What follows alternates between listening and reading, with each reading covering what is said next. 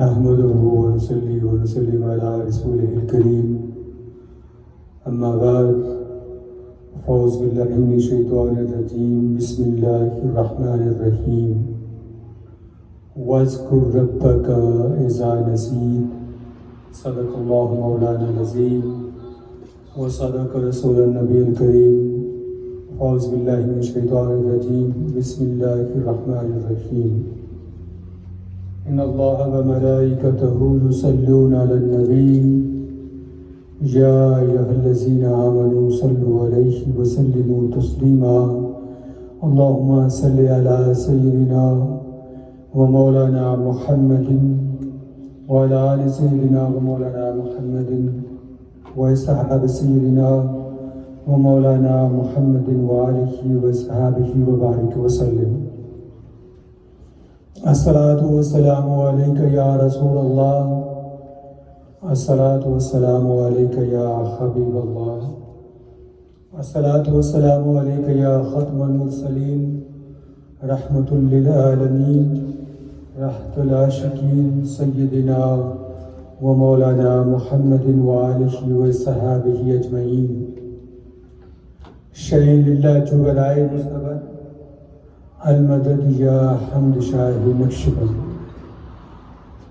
الہی بعزت بحرمت سید الکونین شیخ الشیوخ حضرت محبوب اسبانی قطب ربانی شیخ لامکانی و جمیع الانبیاء والمرسلین وکل الملائکات المقربین وعلی عباد اللہ الصالحین وسلما تسلیما دائما ابدا کثیرا کثیرا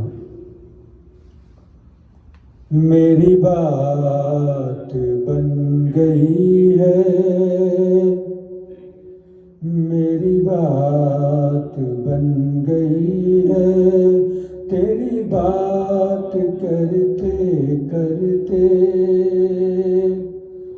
آقا میری بات بن گئی ہے میری بات بن گئی ہے تیری بات کرتے کرتے تیرے شہر میں آؤں تیرے شہر میں آؤں تیری نعت پڑھتے پڑھتے میرے بزرگوں معزز دوستوں اور بچوں السلام علیکم ورحمۃ اللہ وبرکاتہ۔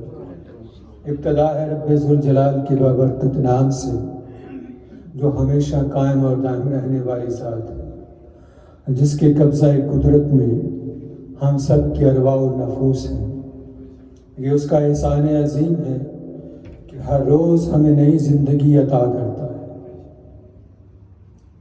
جتنی بھی ہم اس کی عبادت کریں اور جتنا بھی اس کو سجدہ کریں اس کی ثنا کریں اتنا ہی کم ہے۔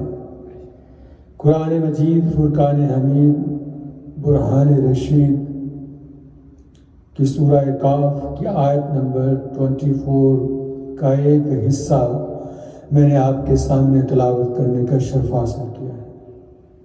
اللہ رب العزت اپنے کلام پاک میں کیا ارشاد فرماتا ہے وَاذْكُرْ رَبَّكَ إِذَا نَسِيتَ، اور تم یاد کرو اپنے پروردگار کو جب تم اسے بھول جاؤ۔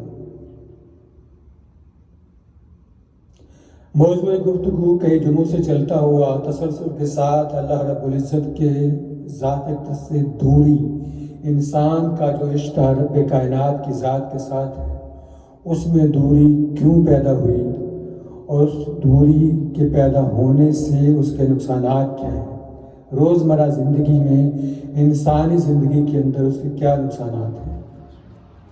یہ موضوع کئی جمعوں سے چلتا ہوا آ رہا ہے۔ بیچ میں عید کا موسم آیا، عید الاضحیٰ ہم سب نے بڑے جوش و خروش کے ساتھ منائی اور سنت ابراہیمی اور سنت مصطفیٰ صلی اللہ علیہ وآلہ وسلم کو ادا کرتے ہوئے اپنے فریضے کو ادا کیا۔ دعا ہے کہ اللہ رب العزت ہم سب کی خدمات کو اپنی بارگاہ اقدس میں قبول فرمائے۔ ہم جو کچھ کرتے ہیں یا جو کچھ بھی یوں کہہ لیجیے کہ جو کچھ ہم سے ہو پاتا ہے یہ صرف اور صرف اللہ کا فضل ہوتا ہے. بندے کی کوئی مجال نہیں کہ وہ اپنی طرف سے کچھ کر پائے، کیونکہ جب خالق وہ ہے، مالک وہ ہے، اور یہ توفیق بھی اچھائی کی صرف اسی کی ذات کی طرف سے نصیب ہوتی. انسان کا کوئی کمال نہیں ہے کہ اگر میں یہ کہوں کہ میں نے بہت بڑا کام کیا اور میں نے قربانی دی، اللہ کی عبادت کی، ریاضت کی، کرتا ہوں اور اتنی تسبیحات پڑھتا ہوں، تو یہ میرا کوئی کمال نہیں ہے. یہ اس کا کمال ہے کہ وہ مجھے اور آپ کو توفیق دیتا ہے اور تب ہم یہ کر پاتے ہیں. اور سوال یہ پیدا ہوتا ہے کہ جب توفیق ملتی ہے تو گویا وہ عمل ہمارا اس کی بارگاہ میں قبول ہوتا ہے یا نہیں ہوتا. یہ بڑا گہرا سوال ہے، بڑی گمبھیر بات ہے. اب اگر توکل کی بنا پر اس کا جواب دیا جائے، ایمان کے رشتے پر، ایمان کی مضبوطی پر اس کا جواب دیا جائے، تو اس کے دو جوابات ہیں. پہلا تو یہ کہ انسان ہر فعل، قول و فعل جو وہ کرتا ہے اس کی نسبت اپنی طرف کر لیتا ہے، اور جب وہ نسبت اپنی طرف کرتا ہے تو اس کے تمام اعمال جو ہیں وہ غارت ہو جاتے ہیں، ختم ہو جاتے ہیں، کوئی ویلیو نہیں. there is no value of it. جو کچھ بھی میں نے کیا پتہ نہیں کہ وہ قبول کرے یا نہ کرے، اور اس کی کوئی گارنٹی نہیں ہے کہ اللہ رب العزت نے میرا عمل یا آپ کا عمل یا کسی طرفین کا عمل، کسی ایکس وائی زیڈ کا عمل وہ قبول کیا ہے یا نہیں کیا، کوئی گارنٹی نہیں ہے. مگر ہمیں صرف حکم یہ ہے کہ کرنا ہے.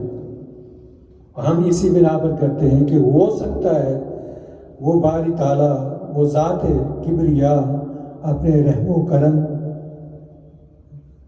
کے صدقہ سے اس عمل کو پائے تکمیل تک پہنچا دے اور شرف قبولیت عطا فرمائے. اور اگر وہ عمل قبول ہوتا ہے تو اس کا ثبوت کیا ہے، کیسے جانے کہ یہ قبول ہوا ہے؟ یہ چند سوالات ذہنی کیفیت جو ہے وہ بدل دیتے ہیں. ذہنی کیفیات آج کے انسان کی اس طرح کی ہو گئی ہے کہ وہ صبح جب بیدار ہوا، نماز فجر ادا کی تو مسلمان تھا. البتہ یہ بڑی ایک بات ہے کہ آج کا انسان جب صبح بیدار ہوتا ہے، اللہ کا نام لیتا ہے تو مسلمان ہوتا ہے، اور جب دن سورج اگ جاتا ہے، دن پھیل جاتا ہے، روشنی پھیل جاتی ہے، کاروبار کی طرف جاتا ہے، تو اس کو کوئی پتہ نہیں کہ میں مسلمان ہوں یا میں کیا ہوں. کیوں؟ میں وہ اس طرف آنا نہیں چاہتا، کیونکہ روزمرہ زندگی میں بہت سارے مراحل ایسے گزرتے ہیں کہ جن میں انسان قدم قدم پہ جھوٹ کا سہارا لیتا ہے، جھوٹ کا سہارا لیتا ہے.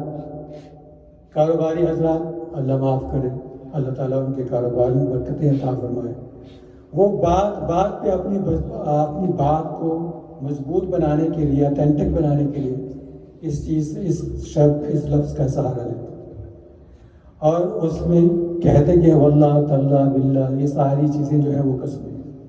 تو اپنے پروڈکٹ کو سیل کرنے کے لیے وہ اس کی قسمیں اٹھاتے ہیں. Sure, guaranteed, 100% sure, it is pure, اصلی ہے، نقلی کی گنجائش ہی نہیں ہے.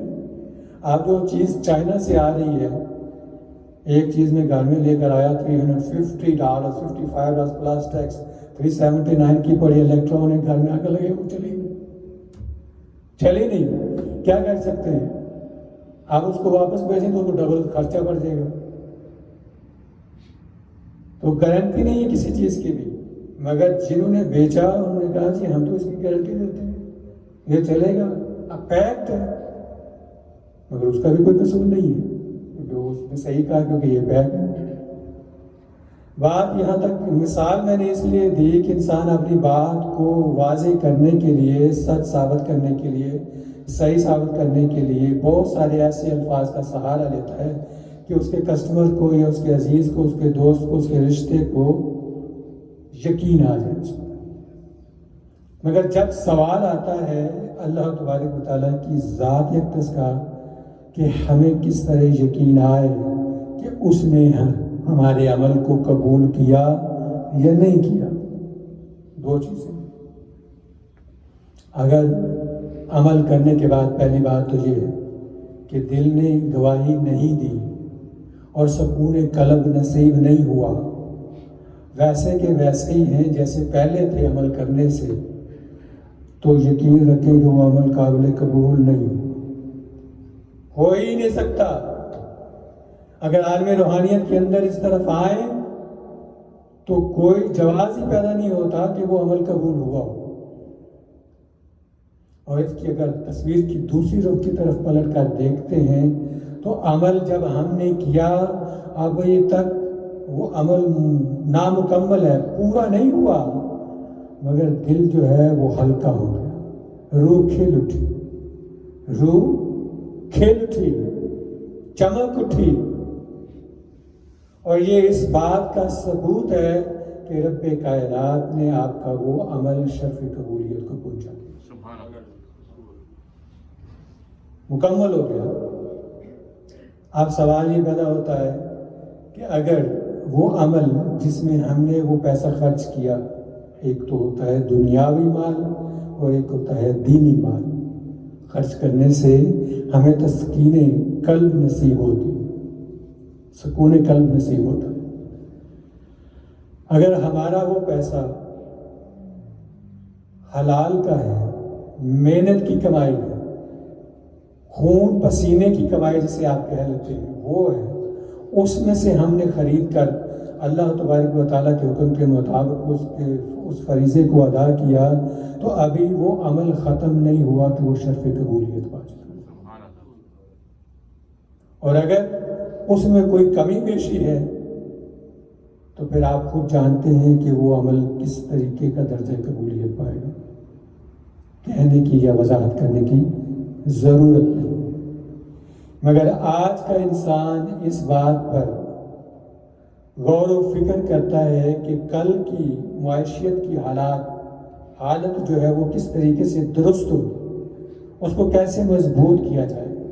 اس کو مضبوط کرنے کے چکر میں حرام اور حلال کا جو فرق ہے اس کو بھول جاتا ہے، اس کو بھلا دیتا ہے۔ اور اس بات میں شرف قبولیت، کسی عمل کی شرف قبولیت کے لیے یا دعا کی قبولیت کے لیے یا عبادت میں لذت کے لیے بہت سارے ایسے افراد میرے پاس آتے ہیں اور آ کر یہ کیا کمپلین شکایت کرتے ہیں کہ جب ہم پہلے نماز پڑھتے تھے بڑا مزہ آتا تھا، تسبیحات کرتے تھے بڑا سکون ملتا تھا، مگر اب کیا وجہ ہے؟ وہی تسبیحات کرتے ہیں، وہی عملیات کرتے ہیں، وہی عمل دہرائے جاتے ہیں، صبح اٹھتے ہیں، سب کچھ پڑھتے ہیں، شب بیداری بھی کرتے ہیں، نوافل بھی ادا کرتے ہیں، تہجد بھی ادا کرتے ہیں، شراب بھی پڑھتے ہیں، مگر سکون قلب نصیب نہیں ہوتا، سکون قلب نصیب نہیں ہوتا۔ وجہ کیا ہے؟ آپ وجہ بتائیں۔ تو میں نے ان سے یہ عرض کیا کہ آپ خود اپنے آپ کو ٹٹولیں کہ کیا وجہ ہے۔ تو جواب یہ ملا مجھے کہ اگر ہم اس قابل ہوتے تو پھر آپ کے پاس کیوں آتے؟ پھر آپ کے پاس کیوں آتے؟ تو اس کا جواب یہ ملا ان کو کہ دو چیزیں ہیں تمہارے عمل کی قبولیت کی شرط کے لیے، دو چیزیں تمہارے پاس بلکہ ہر انسان کے پاس ہیں، چاہے وہ مسلم ہو یا غیر مسلم ہو، بلیورز اور نان بلیورز، کسی بھی مذہب سے تعلق رکھنے والا۔ ایک ہے رزق حلال، دوسرا ہے صدق مقال، سچ بولنا، ہمیشہ کسی کی غیبت نہیں کرنا، دھوکہ نہیں دینا، برا نہیں بولنا، دیکھ کر ماتھے پہ تیور نہیں چڑھانے، کم ملے جتنا ملے جو بھی ملے شکر الحمدللہ، اور یہ سمجھ لینا، اس پہ اکتفا کر لینا کہ آج میرے مقدر میں اللہ تبارک و تعالیٰ کی ذات نے اتنا ہی لکھا، کچھ نہ کرو اس کے علاوہ۔ صرف دو چیزیں یہ آپ اپنے اندر اڈاپٹ کر لیں، اس کو میں نے یہ جواب دیا۔ آپ اپنے اندر یہ دو چیزیں پیدا کر لیں، اور اس کے ساتھ بیسک نماز پڑھیں، اور جہاں تک ہو سکے اپنے رشتہ دار صلح رحمی سے پیش آئیں۔ اللہ تبارک و تعالیٰ کی ذات آپ کے ہاتھ اٹھانے سے پہلے آپ کی دعا کو شرف قبولیت عطا فرمائے۔ آپ کے ہاتھ اٹھنے سے پہلے آپ کی ہر دعا شرف قبولیت پا جائے گی۔ اب آپ مجھے بتائیں کہ اس میں کون سی چیز آپ کی ذات کے اندر کمی رکھتی ہے؟ تو جواب کیا تھا؟ صم و بکم عمي فهم لا يرجعون۔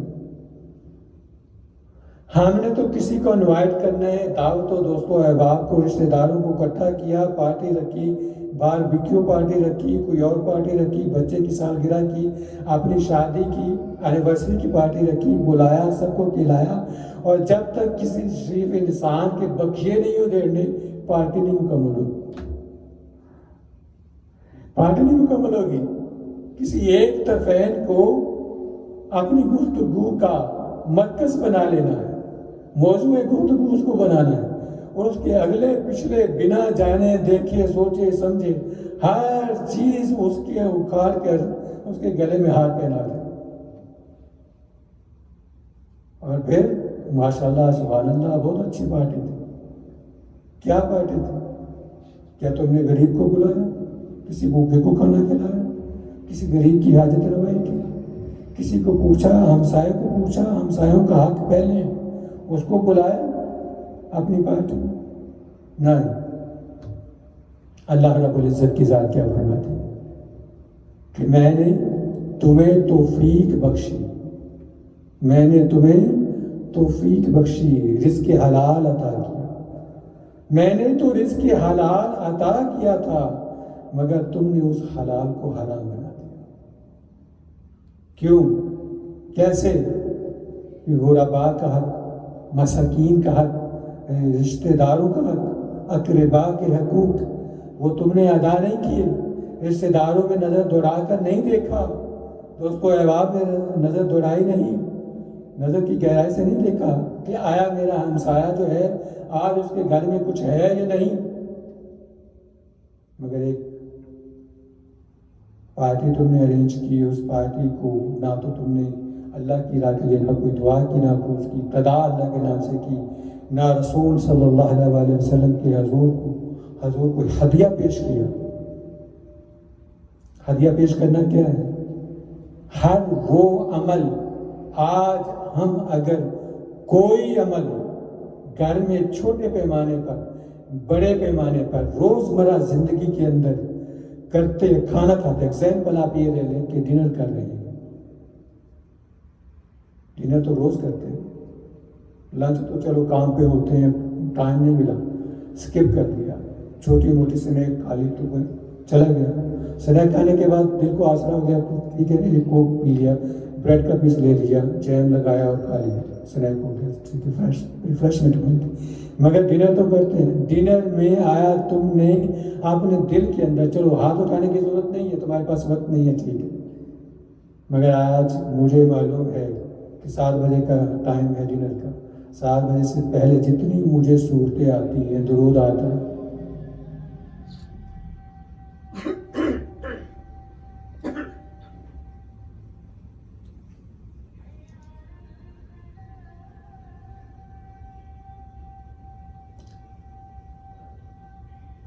جتنی مجھے صورتیں آتی وہ سب میں نے اپنے دل کے اندر پڑھی، جو کچھ مجھے آتا ہے، درود پاک آتا ہے، جو کچھ بھی پڑھا، ہاتھ بھی نہیں اٹھائے، ہاتھ بھی نہیں اٹھائے۔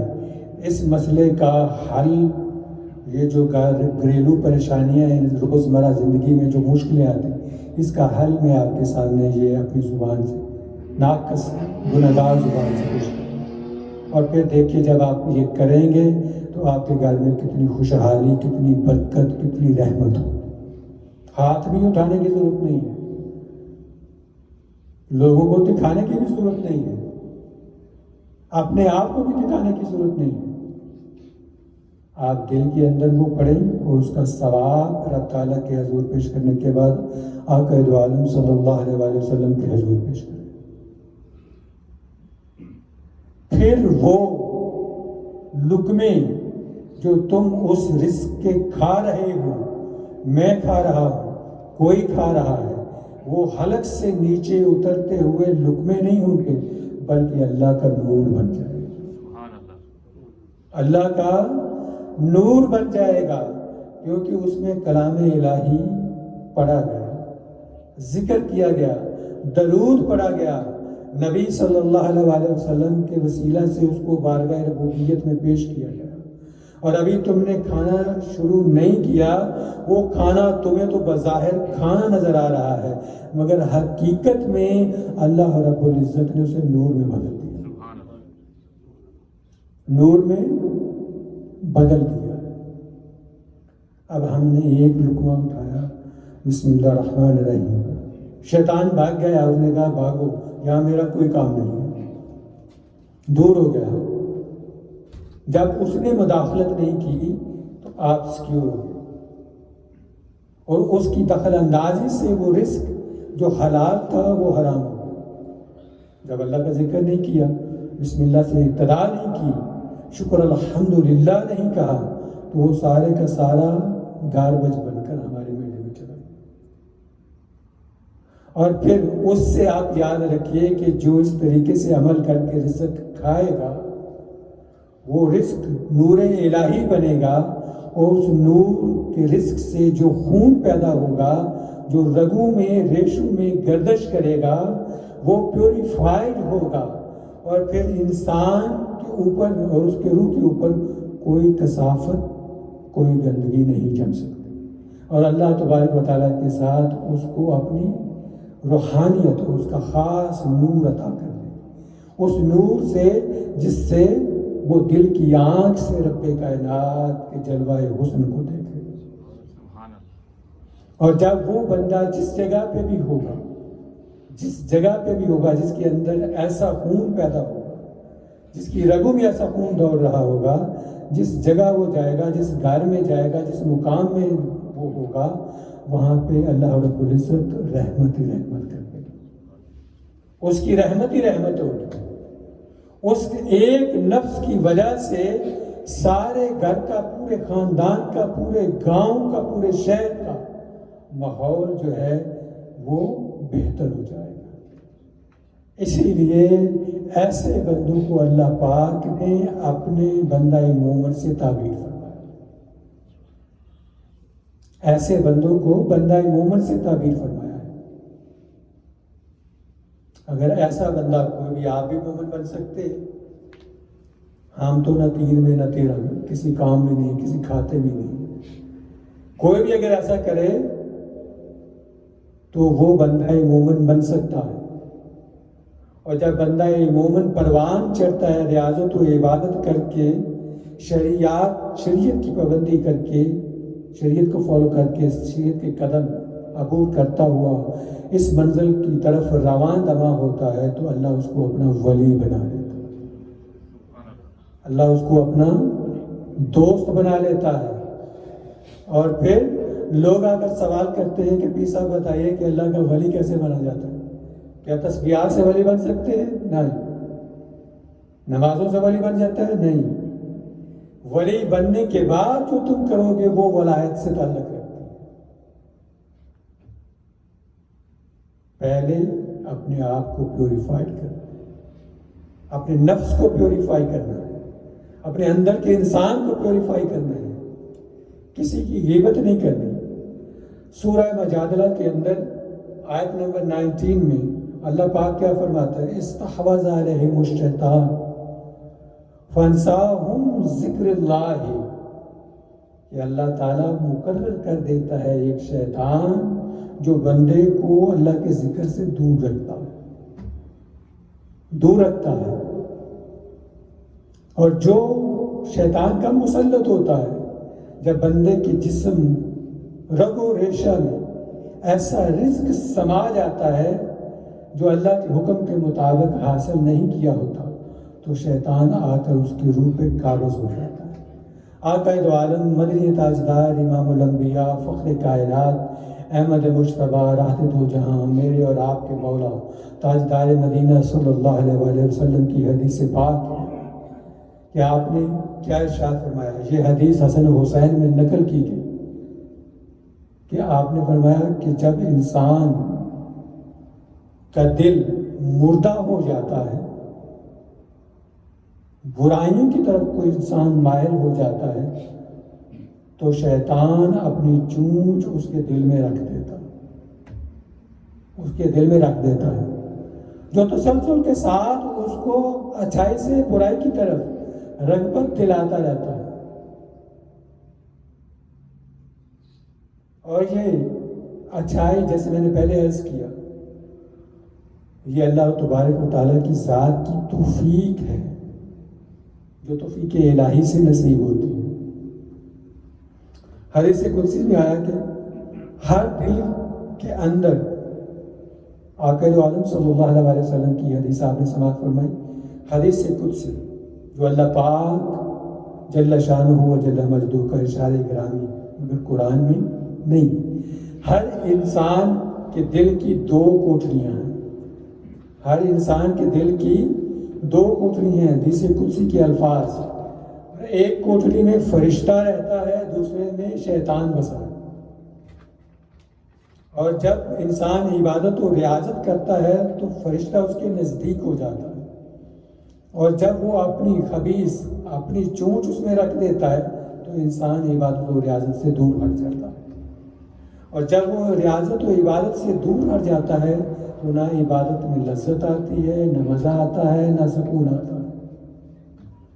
اب لوٹ آئیں اس طرف، آخری بات کر کے میں آپ سے اجازت چاہوں گا کہ کھانا کھایا، ٹیبل پہ پڑا ہے، لقمہ اٹھایا، بسم اللہ الرحمن الرحیم پڑھی، اور پھر وہ نور بن کر حلق سے نیچے اتر گیا، اس سے جو خون پیدا ہوا وہ پکیزہ اور مبرہ خون، پاک اور صاف ستھرا خون، اور اس سے روشن ہوا کیا؟ ضمیر، روح اور جسم۔ اور جس انسان کی یہ تین چیزیں روشن ہو جائیں اس کو دنیا میں کسی چیز کا سامنا کرتے ہوئے خوف نہیں ہوتا، وہ اللہ تعالیٰ کے ساتھ ایسے کنیکٹ ہو جاتا ہے کہ رب تعالیٰ کی ذات تو یہ فرماتے ہیں کہ میں اپنی مخلوق کو ہمہ وقت دیکھتا نہیں بلکہ اس کے دل میں رہتا ہوں۔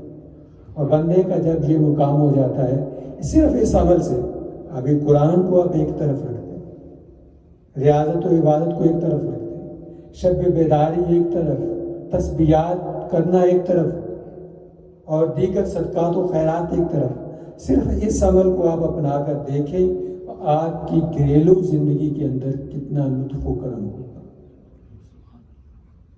برکتیں برکتیں ہوں گی۔ چھوٹی سی آپ چھوٹا سا کھانا، تھوڑا سا کھانا آپ بنائیں گے، وہ کھانے میں اتنی برکت ہوگی کہ سارے کھانے کے باوجود وہ بچاؤ۔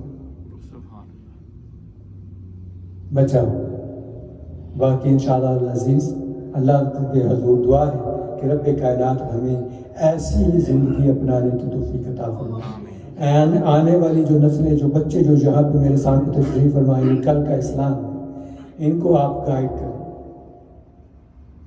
میں انگلش میں وعظ تو کر سکتا ہوں، مگر جو اردو میں مزہ آتا ہے، جو ادب ہے، وہ انگلش میں نہیں، اور میں اس بات سے گھبراتا ہوں کہ کہیں بے ادبی کے زمرے میں شمار نہ ہو جائے،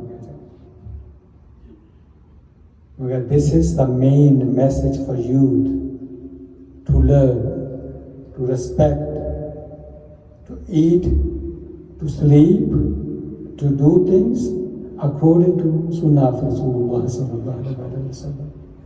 That is your main hero. He is your main hero. That is the main role of life. May Allah subhanahu wa ta'ala give us tawfiq and hidayah to concentrate our straight life and to proceed with the good deeds. Inshallah Aziz, tomorrow we're having a program, monthly program begins with all of you, and it is coming up after almost 14 to 15 months. So tomorrow will be the first program after COVID-19, as the government has given us a relief to proceed Make dua for inshallah Aziz who will succeeding for this gathering tomorrow. Also females will be arriving, but we are only starting with the minimums people, minimums quantity of the people that we are just like starting with the program, that you are always welcome to attend. Tomorrow be here on 6 o'clock and the program will begin with the mercy of Allah subhanahu wa ta'ala. May Allah give us the tawfiq and hidayah to follow the Islam on the right course. Wassalam.